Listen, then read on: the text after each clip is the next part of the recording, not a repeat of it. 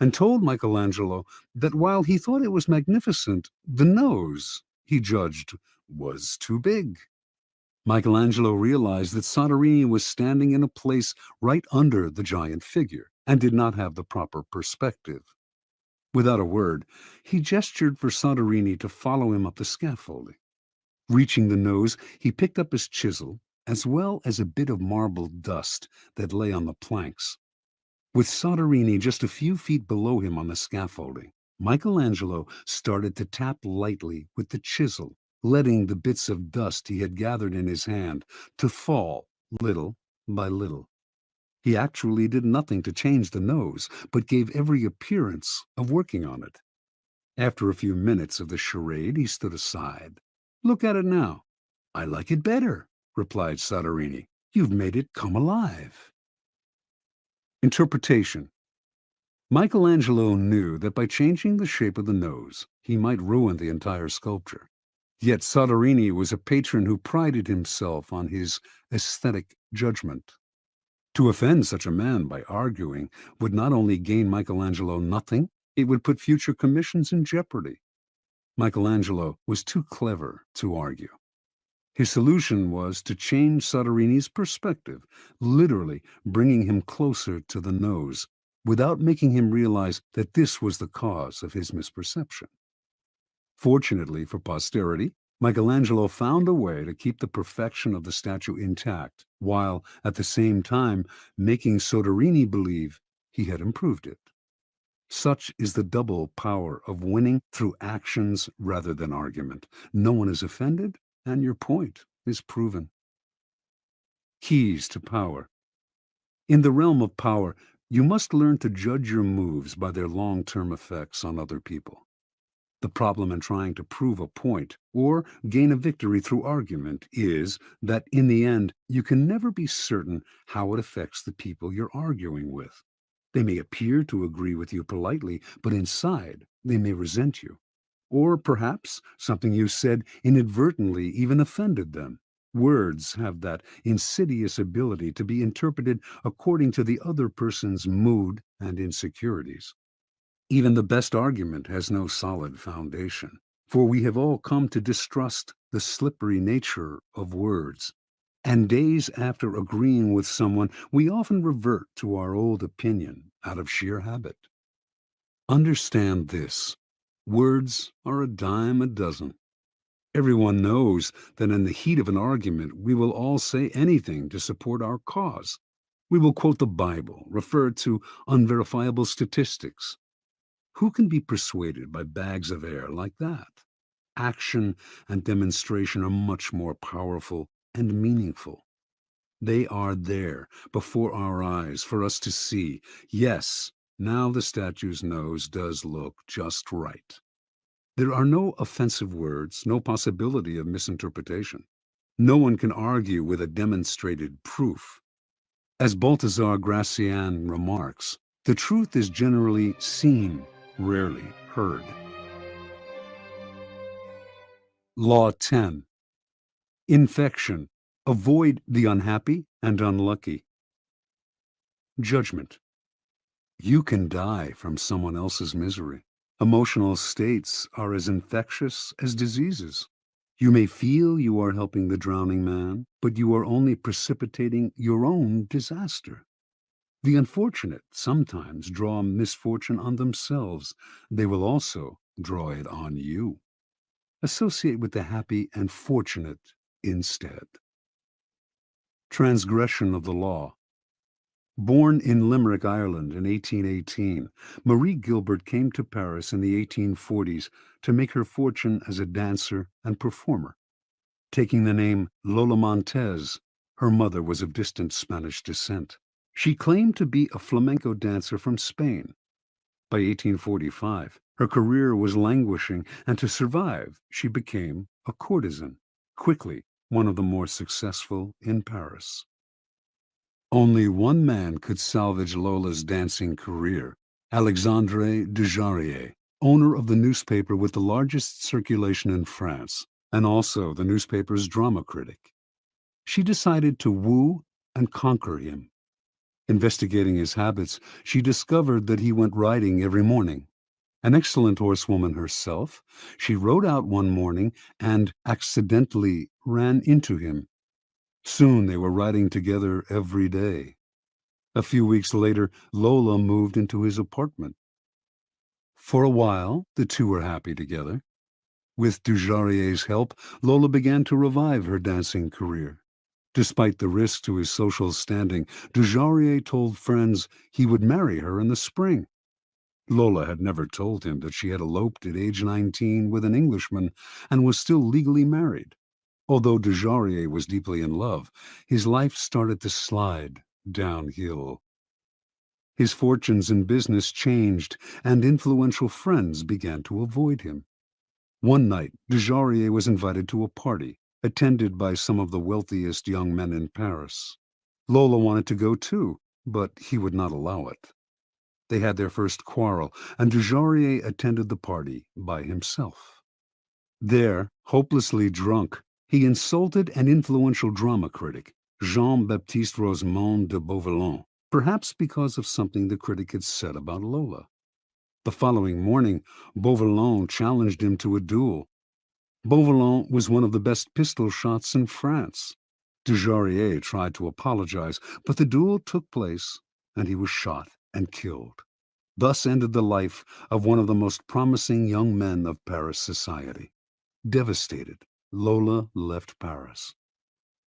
In 1846, Lola Montez found herself in Munich, where she decided to woo and conquer King Ludwig of Bavaria.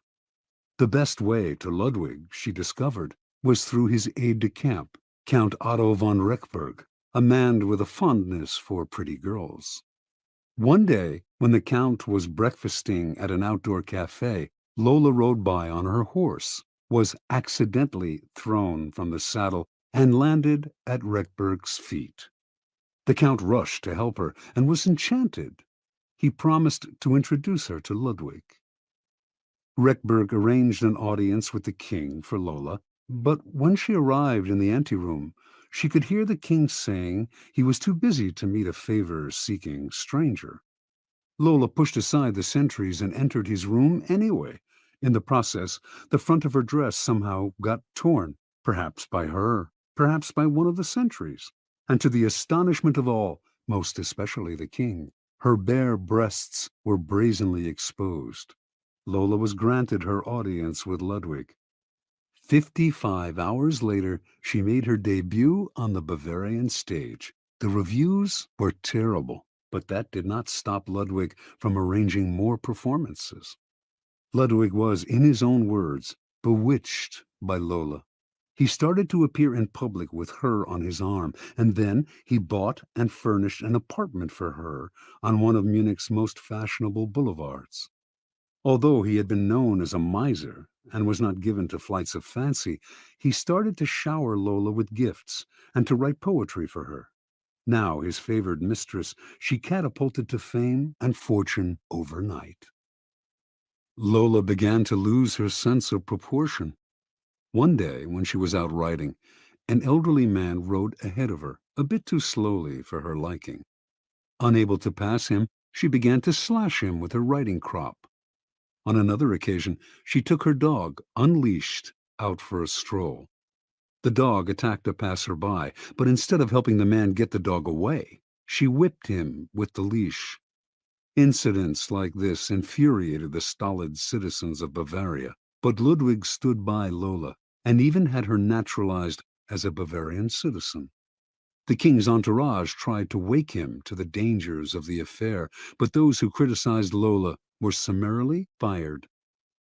While Bavarians who had loved their king now outwardly disrespected him, Lola was made a countess, had a new palace built for herself, and began to dabble in politics, advising Ludwig on policy. She was the most powerful force in the kingdom. Her influence in the king's cabinet continued to grow, and she treated the other ministers with disdain. As a result, riots broke out throughout the realm. A once peaceful land was virtually in the grip of civil war, and students everywhere were chanting, "Raus mit Lola!" By February of 1848, Ludwig was finally unable to withstand the pressure. With great sadness, he ordered Lola to leave Bavaria immediately. She left, but not until she was paid off. For the next 5 weeks, the Bavarians' wrath was turned against their formerly beloved king. In March of that year, he was forced to abdicate. Lola Montez moved to England. More than anything, she needed respectability, and despite being married, she still had not arranged a divorce from the Englishman she had wed years before.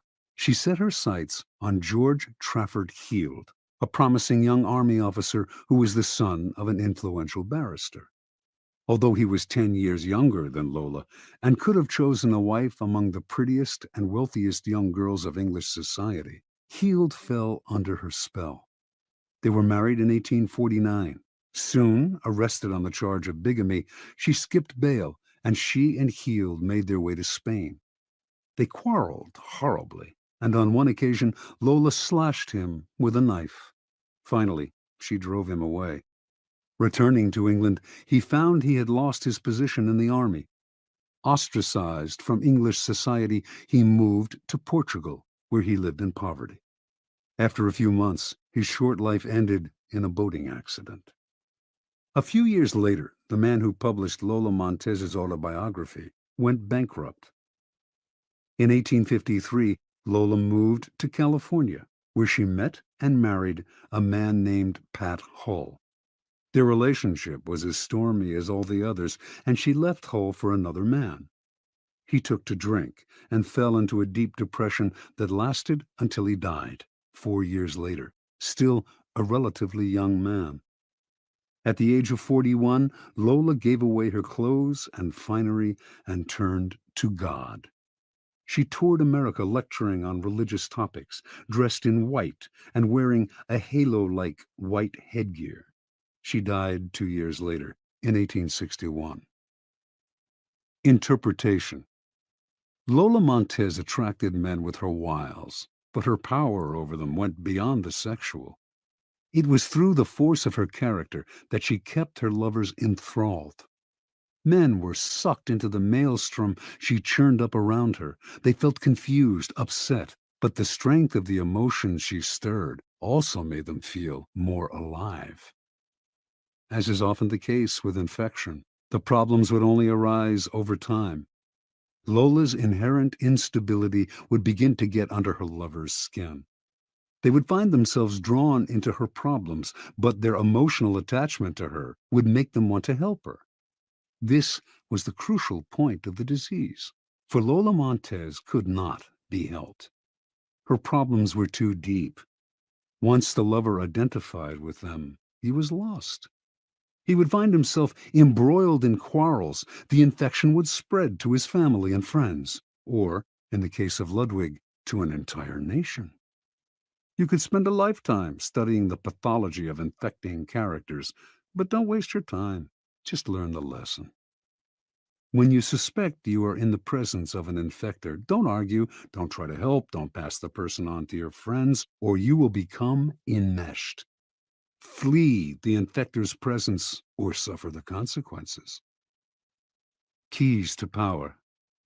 Those misfortunates among us who have been brought down by circumstances beyond their control deserve all the help and sympathy we can give them. But there are others who are not born to misfortune or unhappiness, but who draw it upon themselves by their destructive actions and unsettling effect on others. It would be a great thing if we could raise them up, change their patterns, but more often than not, it is their patterns that end up getting inside and changing us. The incurably unhappy and unstable have a particularly strong infecting power because their characters and emotions are so intense. They often present themselves as victims, making it difficult, at first, to see their miseries as self-inflicted. Before you realize the real nature of their problems, you have been infected by them. Understand this. In the game of power, the people you associate with are critical. The risk of associating with infectors is that you will waste valuable time and energy trying to free yourself. Through a kind of guilt by association, you will also suffer in the eyes of others. Never underestimate the dangers of infection. Law 11.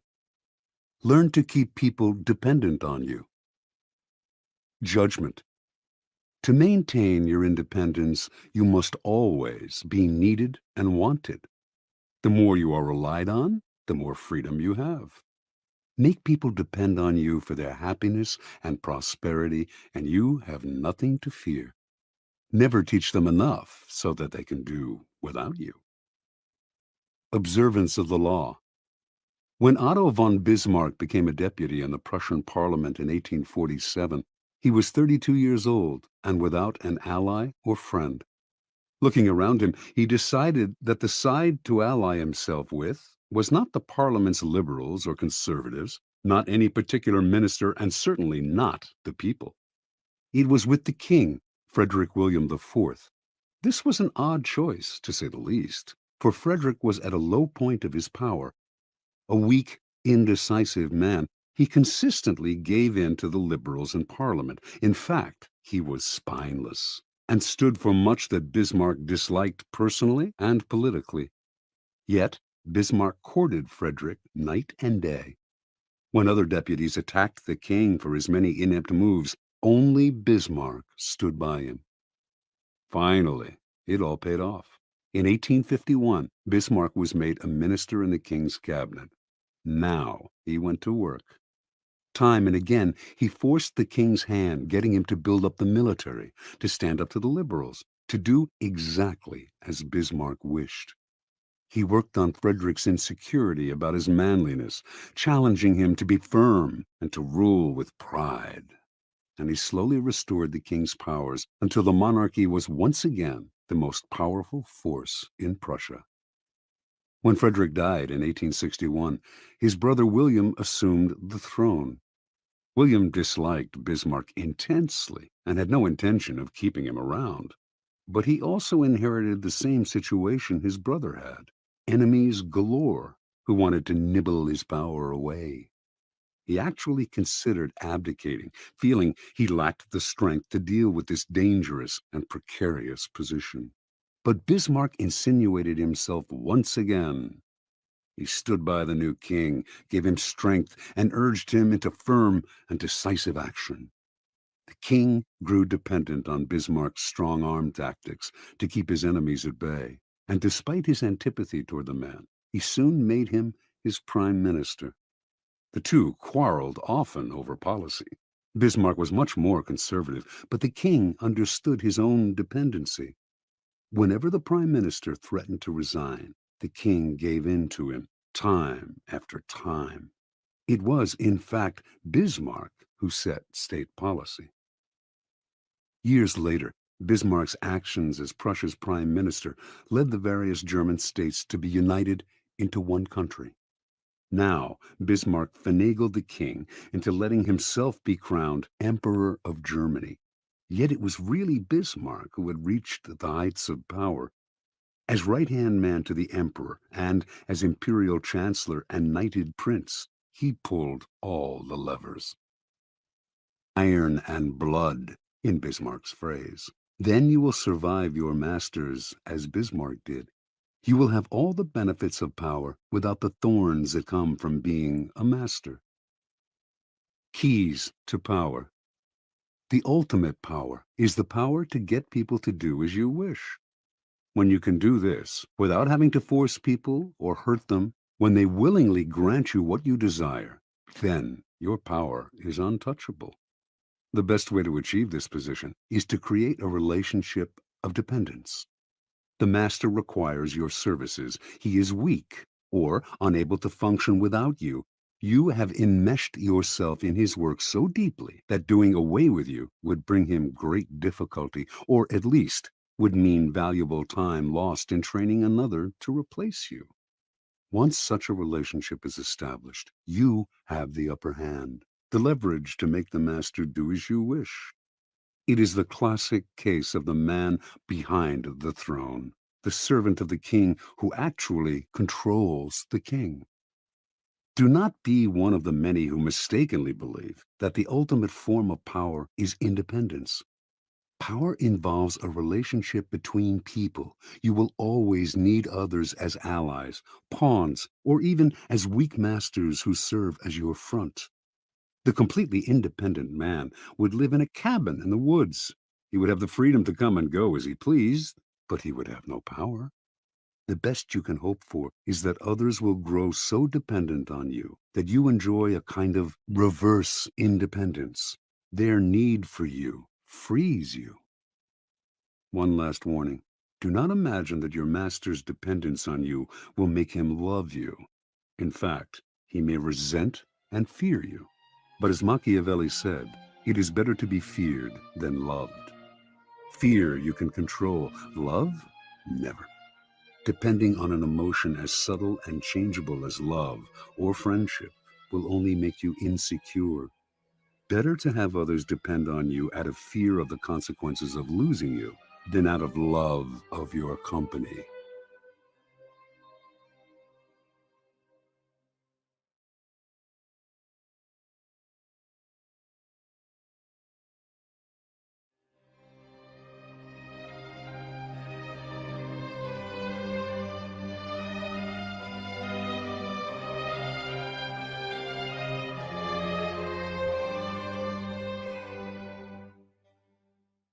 Law 12. Use selective honesty and generosity to disarm your victim. Judgment. One sincere and honest move will cover over dozens of dishonest ones. Open-hearted gestures of honesty and generosity bring down the guard of even the most suspicious people. Once your selective honesty opens a hole in their armor, you can deceive and manipulate them at will. A timely gift, a Trojan horse, will serve the same purpose. Observance of the law. Sometime in 1926, a tall, dapperly dressed man paid a visit to Al Capone, the most feared gangster of his time. Speaking with an elegant continental accent, the man introduced himself as Count Victor Lustig. He promised that if Capone gave him $50,000, he could double it. Capone had more than enough funds to cover the investment, but he wasn't in the habit of entrusting large sums to total strangers. He looked the Count over. Something about the man was different, his classy style, his manner, and so Capone decided to play along.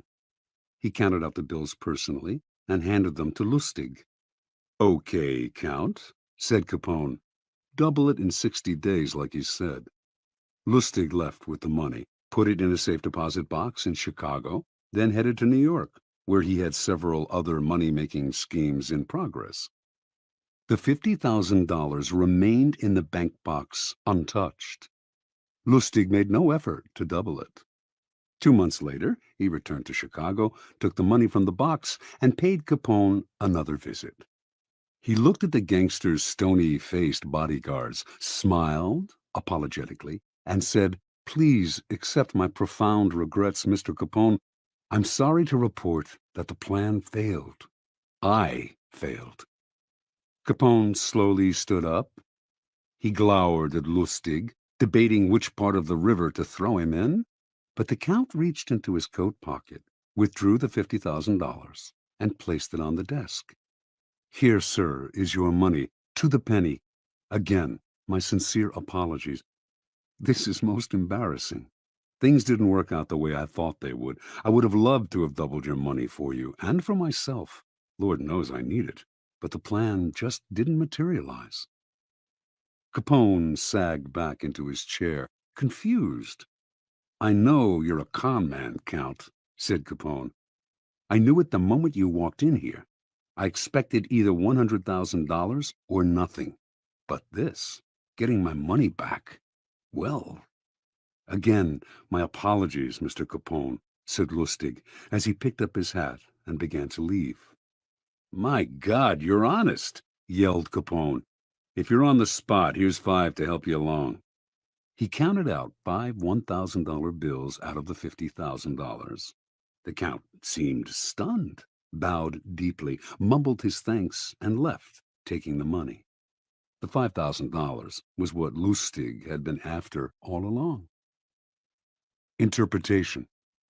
Count Victor Lustig, a man who spoke several languages and prided himself on his refinement and culture, was one of the great con artists of modern times. He was known for his audacity, his fearlessness, and, most important, his knowledge of human psychology. He could size up a man in minutes, discovering his weaknesses, and he had radar for suckers. Lustig knew that most men build up defenses against crooks and other troublemakers. The con artist's job is to bring those defenses down. One sure way to do this is through an act of apparent sincerity and honesty. Who will distrust a person literally caught in the act of being honest? Lustig used selective honesty many times, but with Capone, he went a step further. No normal con man would have dared such a con. He would have chosen his suckers for their meekness, for that look about them that says they will take their medicine without complaint. Con Capone, and you would spend the rest of your life, whatever remained of it, afraid. But Lustig understood that a man like Capone spends his life mistrusting others. No one around him is honest or generous, and being so much in the company of wolves is exhausting, even depressing.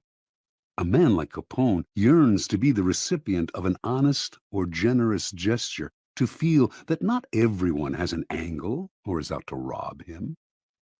Lustig's act of selective honesty disarmed Capone because it was so unexpected. A con artist loves conflicting emotions like these, since the person caught up in them is so easily distracted and deceived. Do not shy away from practicing this law on the Capones of the world. With a well-timed gesture of honesty or generosity, you will have the most brutal and cynical beast in the kingdom eating out of your hand. Keys to power. The essence of deception is distraction.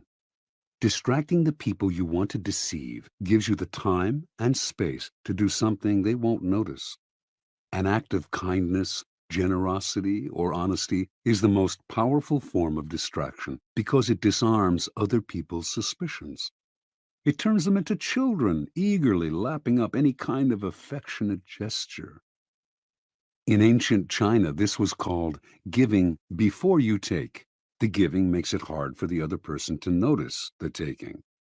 It is a device with infinite practical uses. Brazenly taking something from someone is dangerous, even for the powerful. The victim will plot revenge. It is also dangerous simply to ask for what you need, no matter how politely. Unless the other person sees some gain for themselves, they may come to resent your neediness. Learn to give before you take. It softens the ground, takes the bite out of a future request, or simply creates a distraction.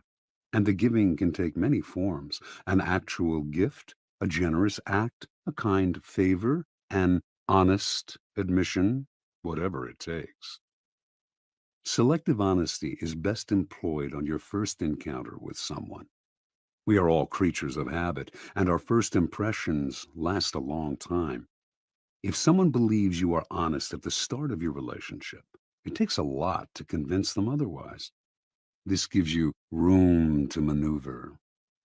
A single act of honesty is often not enough. What is required is a reputation for honesty built on a series of acts. But these can be quite inconsequential. Once this reputation is established, as with first impression, it is hard to shake.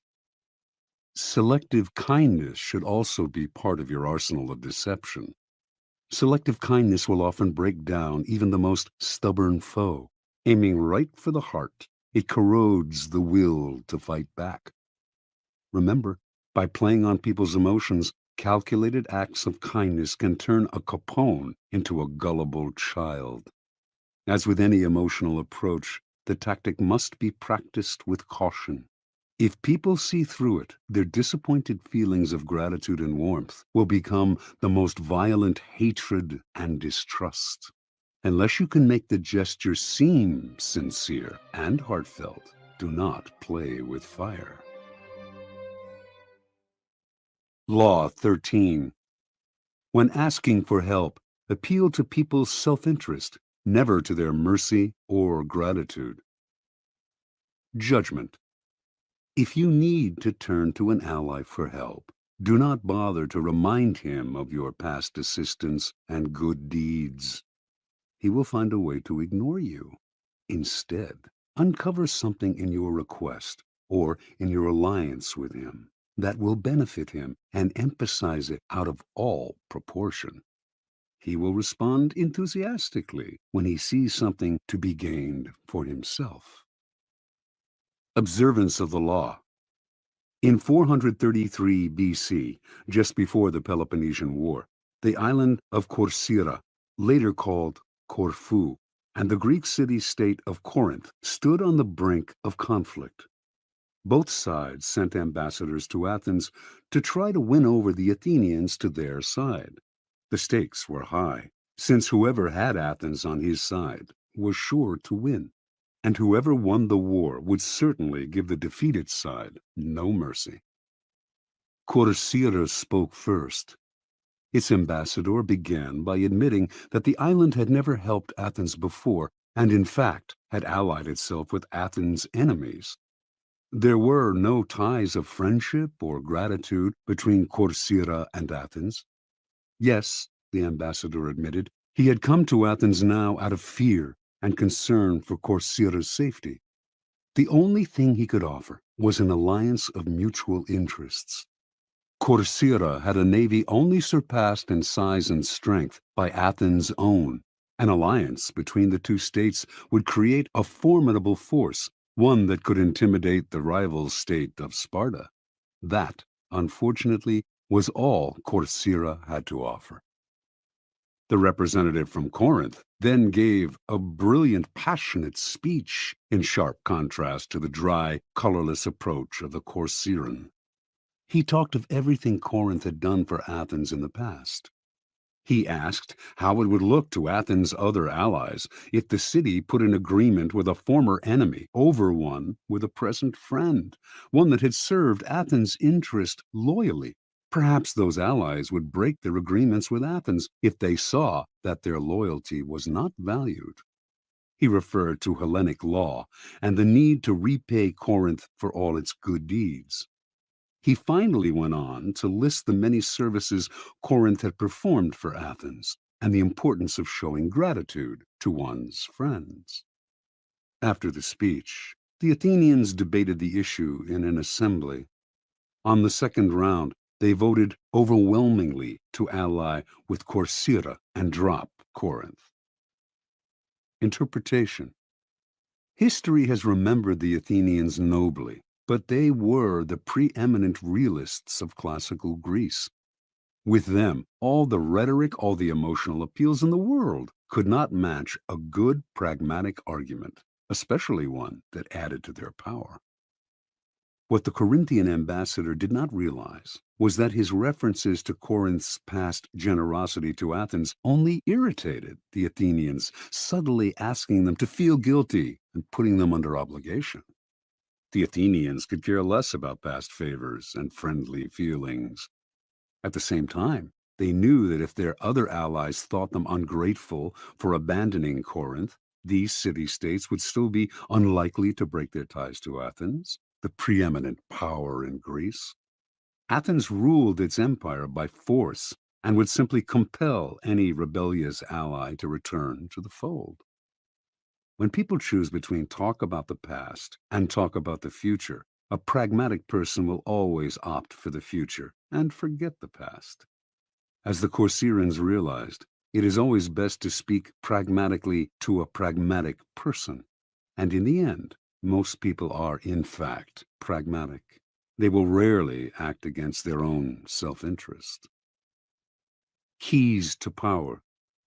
In your quest for power, you will constantly find yourself in the position of asking for help from those more powerful than you. There is an art to asking for help, an art that depends on your ability to understand the person you are dealing with and to not confuse your needs with theirs. Most people never succeed at this because they are completely trapped in their own wants and desires. They start from the assumption that the people they are appealing to have a selfless interest in helping them. They talk as if their needs mattered to these people, who probably couldn't care less. Sometimes they refer to larger issues, a great cause, or grand emotions such as love and gratitude. They go for the big picture when simple, everyday realities would have much more appeal. What they do not realize is that even the most powerful person is locked inside needs of his own, and that if you make no appeal to his self-interest, he merely sees you as desperate or, at best, a waste of time. A key step in the process is to understand the other person's psychology. Is he vain? Is he concerned about his reputation or his social standing? Does he have enemies you could help him vanquish? Is he simply motivated by money and power? When the Mongols invaded China in the 12th century, they threatened to obliterate a culture that had thrived for over 2,000 years. Their leader, Genghis Khan, saw nothing in China but a country that lacked pasturing for his horses, and he decided to destroy the place, leveling all its cities, for it would be better to exterminate the Chinese and let the grass grow. It was not a soldier, a general, or a king who saved the Chinese from devastation, but a man named Yelu Chutsai. A foreigner himself, Chutsai had come to appreciate the superiority of Chinese culture. He managed to make himself a trusted advisor to Genghis Khan and persuaded him that he would reap riches out of the place if instead of destroying it, he simply taxed everyone who lived there. Khan saw the wisdom in this and did as Chutsai advised. When Khan took the city of Kaifeng after a long siege and decided to massacre its inhabitants, as he had in other cities that had resisted him, Chutsai told him that the finest craftsmen and engineers in China had fled to Kaifeng, and it would be better to put them to use. Kaifeng was spared.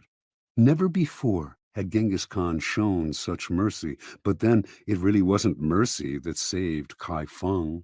Chutsai knew Khan well. He was a barbaric peasant who cared nothing for culture, or indeed for anything other than warfare and practical results. Chutsai chose to appeal to the only emotion that would work on such a man: greed. Self-interest is the lever that will move people. Once you make them see how you can in some way meet their needs or advance their cause, their resistance to your requests for help will magically fall away. At each step on the way to acquiring power, you must train yourself to think your way inside the other person's mind, to see their needs and interests, to get rid of the screen of your own feelings that obscure the truth. Master this art, and there will be no limits to what you can accomplish. Law 14. Pose as a friend, work as a spy. Judgment. Knowing about your rival is critical. Use spies to gather valuable information that will keep you a step ahead. Better still, play the spy yourself. In polite social encounters, learn to probe. Ask indirect questions to get people to reveal their weaknesses and intentions. There is no occasion that is not an opportunity for artful spying. Observance of the law. Joseph Duveen was undoubtedly the greatest art dealer of his time. From 1904 to 1940, he almost single-handedly monopolized America's millionaire art collecting market. But one prize plum eluded him: the industrialist Andrew Mellon. Before he died, Duveen was determined to make Mellon a client. Devine's friends said this was an impossible dream. Mellon was a stiff, taciturn man. The stories he had heard about the congenial, talkative Duveen rubbed him the wrong way. He had made it clear he had no desire to meet the man. Yet Duveen told his doubting friends, "Not only will Mellon buy from me, but he will buy only from me." For several years he tracked his prey, learning the man's habits, tastes, phobias. To do this, he secretly put several of Mellon's staff on his own payroll, worming valuable information out of them. By the time he moved into action, he knew Mellon about as well as Mellon's wife did. In 1921, Mellon was visiting London and staying in a palatial suite on the third floor of Claridge's Hotel. Duveen booked himself into the suite just below Mellon's on the second floor. He had arranged for his valet to befriend Mellon's valet, and on the fateful day he had chosen to make his move, Mellon's valet told Duveen's valet, who told Duveen that he had just helped Mellon on with his overcoat and that the industrialist was making his way down the corridor to ring for the lift. Duveen's valet hurriedly helped Duveen with his own overcoat. Seconds later, Duveen entered the lift, and lo and behold, there was Mellon. "How do you do, Mr. Mellon?" said Duveen, introducing himself. "I am on my way to the National Gallery to look at some pictures." How uncanny! That was precisely where Mellon was headed. And so Duveen was able to accompany his prey to the one location that would ensure his success. He knew Mellon's taste, inside and out, and while the two men wandered through the museum, he dazzled the magnate with his knowledge. Once again, quite uncannily, they seemed to have remarkably similar tastes. Mellon was pleasantly surprised. This wasn't the Duveen he had expected. The man was charming and agreeable, and clearly had exquisite taste. When they returned to New York, Mellon visited Duveen's exclusive gallery and fell in love with the collection. Everything, surprisingly enough, seemed to be precisely the kind of work he wanted to collect. For the rest of his life, he was Duveen's best and most generous client. Interpretation. A man as ambitious and competitive as Joseph Duveen left nothing to chance. What's the point of winging it, or just hoping you may be able to charm this or that client? It's like shooting ducks blindfolded. Arm yourself with a little knowledge and your aim improves. Mellon was the most spectacular of Duveen's catches, but he spied on many a millionaire. By secretly putting members of his clients' household staffs on his own payroll, he would gain constant access to valuable information about their master's comings and goings, changes in taste, and other such tidbits of information that would put him a step ahead. A rival of Duveen's, who wanted to make Henry Frick a client, noticed that whenever he visited this wealthy New Yorker, Duveen was there before him, as if he had a sixth sense. To other dealers, Duveen seemed to be everywhere and to know everything before they did. His powers discouraged and disheartened them until many simply gave up going after the wealthy clients who could make a dealer rich. Such is the power of artful spying. It makes you seem all-powerful, clairvoyant.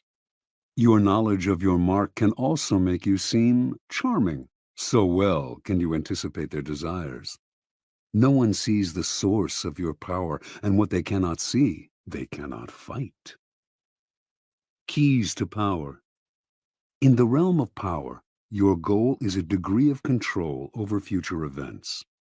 Part of the problem you face, then, is that people won't tell you all their thoughts, emotions, and plans. Carefully controlling what they say, they keep the most critical parts of their character hidden, their weaknesses, ulterior motives, obsessions. The result is that you cannot predict their moves and are constantly in the dark. The trick is to find a way to probe them, to find out their secrets and hidden intentions without letting them know what you are up to. This is not as difficult as you might think. A friendly front will let you secretly gather information on friends and enemies alike. Let others consult the horoscope or read tarot cards. You have more concrete means of seeing into the future. The most common way of spying is to use other people, as Devine did. The method is simple, powerful, but risky. You will certainly gather information, but you have little control over the people who are doing the work. Perhaps they will ineptly reveal your spying or even secretly turn against you. It is far better to be the spy yourself, to pose as a friend while secretly gathering information. During social gatherings and innocuous encounters, pay attention. This is when people's guards are down. By suppressing your own personality, you can make them reveal things. The brilliance of the maneuver is that they will mistake your interest in them for friendship, so that you not only learn, you make allies. Nevertheless, you should practice this tactic with caution and care. If people begin to suspect you are worming secrets out of them under the cover of conversation, they will strictly avoid you. Emphasize friendly chatter, not valuable information. Your search for gems of information cannot be too obvious, or your probing questions will reveal more about yourself and your intentions than about the information you hope to find. A trick to try in spying comes from La Rochefoucauld, who wrote, "Sincerity is found in very few men, and is often the cleverest of ruses.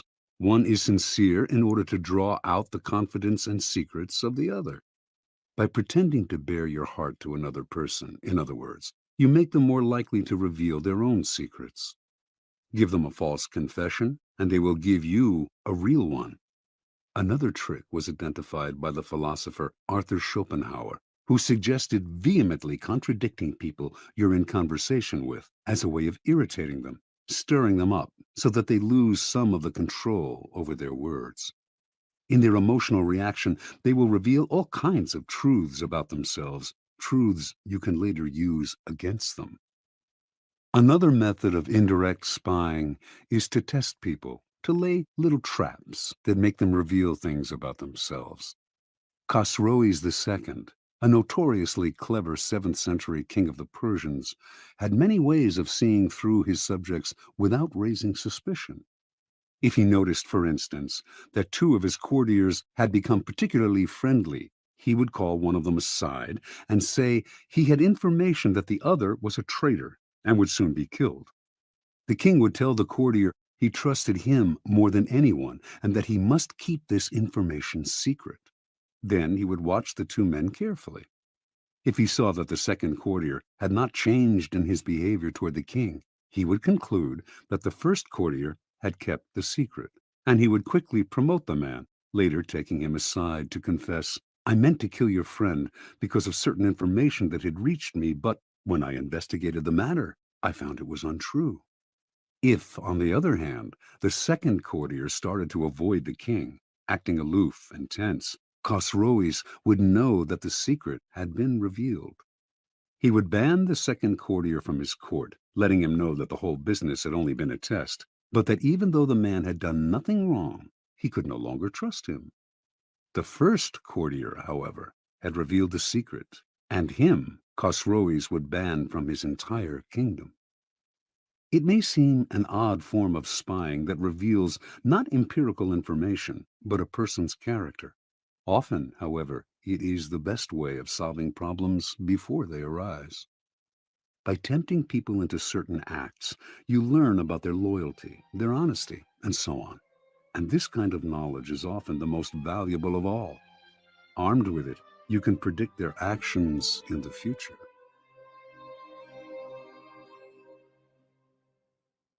Law 15. Crush your enemy totally. Judgment. All great leaders since Moses have known that a feared enemy must be crushed completely.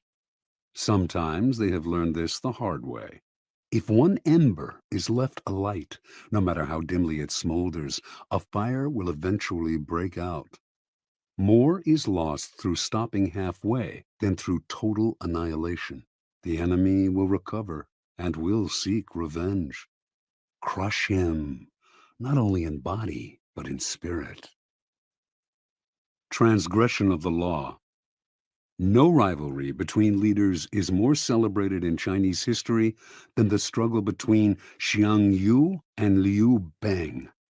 These two generals began their careers as friends, fighting on the same side.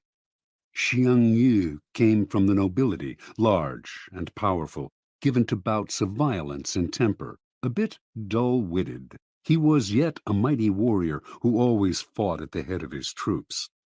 Liu Bang came from peasant stock. He had never been much of a soldier and preferred women and wine to fighting. In fact, he was something of a scoundrel, but he was wily, and he had the ability to recognize the best strategists, keeping them as his advisors, and listen to their advice. He had risen in the army through these strengths. In 208 BC, the king of Chu sent two massive armies to conquer the powerful kingdom of Qin. One army went north, under the generalship of Song Yi, with Xiang Yu second in command. The other, led by Liu Bang, headed straight toward Qin. The target was the kingdom's splendid capital, Xianyang, and Xiang Yu, ever violent and impatient, could not stand the idea that Liu Bang would get to Xianyang first and perhaps would assume command of the entire army. At one point on the northern front, Xiyang's commander, Song Yi, hesitated in sending his troops into battle. Furious, Xiyang entered Song Yi's tent, proclaimed him a traitor, cut off his head, and assumed sole command of the army. Without waiting for orders, he left the northern front and marched directly on Xianyang. He felt certain he was the better soldier and general than Li Yu, but to his utter astonishment, his rival, leading a smaller, swifter army, managed to reach Xianyang first. Xiang had an advisor, Fan Tseng, who warned him this village headman, Liu Bang, used to be greedy only for riches and women, but since entering the capital, he has not been led astray by wealth, wine, or sex. That shows he is aiming high. Fan Tseng urged Xiang to kill his rival before it was too late. He told the general to invite the wily peasant to a banquet at their camp outside Xianyang, and, in the midst of a celebratory sword dance, to have his head cut off. The invitation was sent. Liu fell for the trap and came to the banquet. But Xiang hesitated in ordering the sword dance, and by the time he gave the signal, Liu had sensed a trap and managed to escape.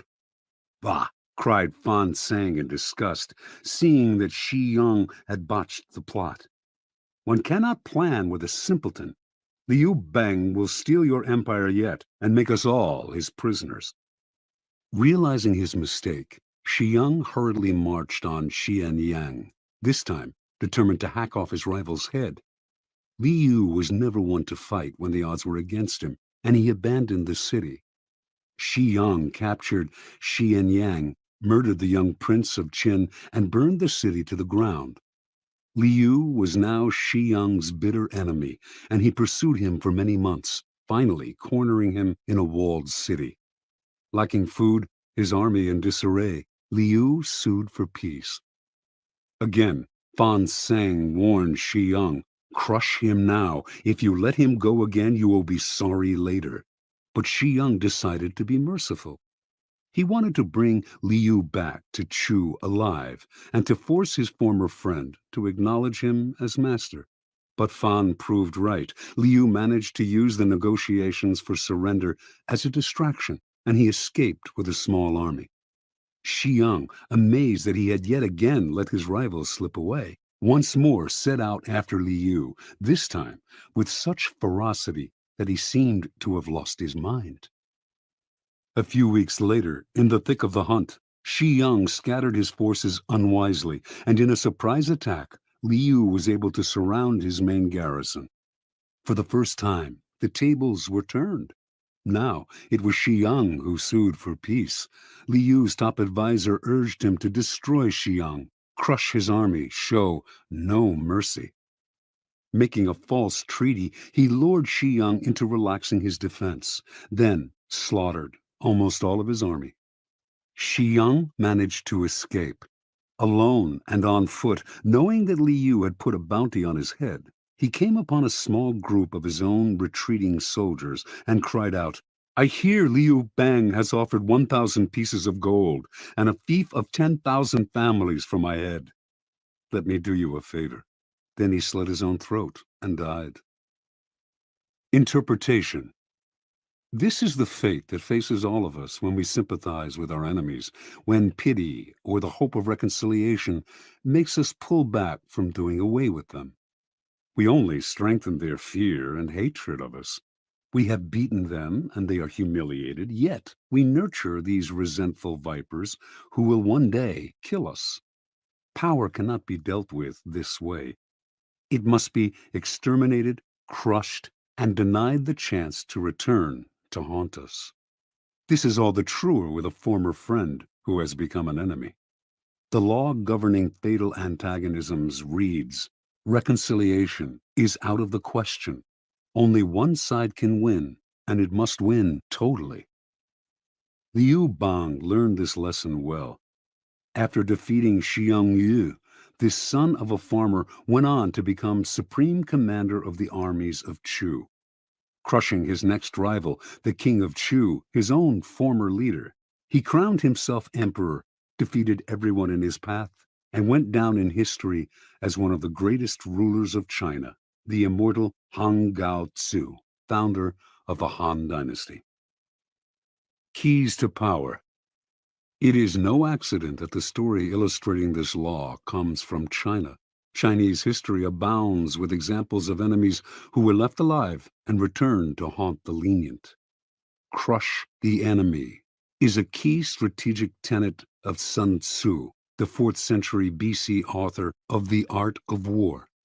The idea is simple. Your enemies wish you ill. There is nothing they want more than to eliminate you. If, in your struggles with them, you stop halfway or even 3/4 of the way, out of mercy or hope of reconciliation, you only make them more determined, more embittered, and they will someday take revenge. They may act friendly for the time being, but this is only because you have defeated them. They have no choice but to bide their time. The solution? Have no mercy. Crush your enemies as totally as they would crush you. Ultimately, the only peace and security you can hope for from your enemies is their disappearance. Law 16. Use absence to increase respect and honor. Judgment. Too much circulation makes the price go down. The more you are seen and heard from, the more common you appear. If you are already established in a group, temporary withdrawal from it will make you more talked about, even more admired. You must learn when to leave, create value through scarcity. Observance of the law. For many centuries, the Assyrians ruled Upper Asia with an iron fist. In the 8th century BC, however, the people of Media, now northwestern Iran, revolted against them and finally broke free. Now the Medes had to establish a new government. Determined to avoid any form of despotism, they refused to give ultimate power to any one man or to establish a monarchy. Without a leader, however, the country soon fell into chaos and fractured into small kingdoms with village fighting against village. In one such village lived a man named Deioces, who began to make a name for himself for fair dealing and the ability to settle disputes. He did this so successfully, in fact, that soon any legal conflict in the area was brought to him, and his power increased. Throughout the land, the law had fallen into disrepute. The judges were corrupt, and no one entrusted their cases to the courts anymore, resorting to violence instead. When news spread of Deioces' wisdom, incorruptibility, and unshakable impartiality, Median villages far and wide turned to him to settle all manner of cases. Soon he became the sole arbiter of justice in the land. At the height of his power, Deioces suddenly decided he had had enough. He would no longer sit in the chair of judgment, would hear no more suits, settle no more disputes between brother and brother, village and village. Complaining that he was spending so much time dealing with other people's problems that he had neglected his own affairs, he retired. The country once again descended into chaos. With the sudden withdrawal of a powerful arbiter like Deioces, crime increased, and contempt for the law was never greater. The Medes held a meeting of all the villages to decide how to get out of their predicament. "We cannot continue to live in this country under these conditions," said one tribal leader. "Let us appoint one of our number to rule so that we can live under orderly government rather than losing our homes altogether in the present chaos." And so, despite all that the Medes had suffered under the Assyrian despotism, they decided to set up a monarchy and name a king. And the man they most wanted to rule, of course, was the fair-minded Deioces. He was hard to convince, for he wanted nothing more to do with the village's infighting and bickering. But the Medes begged and pleaded. Without him, the country had descended into a state of lawlessness. Deioces finally agreed. Yet he also imposed conditions. An enormous palace was to be constructed for him. He was to be provided with bodyguards, and a capital city was to be built from which he could rule. All of this was done